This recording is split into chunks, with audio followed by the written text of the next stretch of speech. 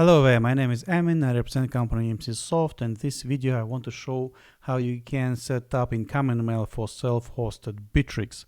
The thing is that when you're doing done installation of self-hosted, using my previous video about that, so you go into webmail, and you will see screen like that, when you can integrate with IMAP, with mail, Outlook, Cloud, and so on. And you think that if you've done that integration, you're starting getting incoming emails, but for some reason, surprisingly, you have no outgoing emails. And you'd think that's something wrong, but it's not wrong. You need to do additional settings for self-hosted.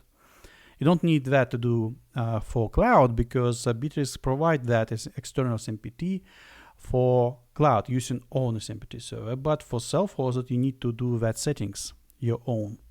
So how you can do that? I asked my admin to write short email about short video about that, and I will now represent it to you. So for you need to go to your server where you done installation of your self-hosted. So then you can log into a super user, then change user to Bitrix user. Then you need to change directory to home Bitrix. Then you are creating file .msmtprc. Then you need full permission to that file. Then you open that in the text editor and you enter in there that important list. So you need to do that modification. So you need to default means that for all accounts, default accounts, locate msmt log. Then you need to, for example, in that case we are connecting SMPT of Gmail, but it could be different, or Yandex or any other.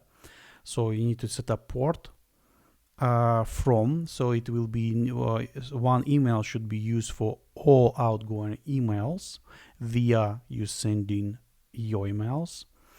And so you need to set up user, password, which is important, and do that settings. So then that's it. So once you've done that settings, say save that file. And so my admin now testing that it's using PHP that outgoing emails is working.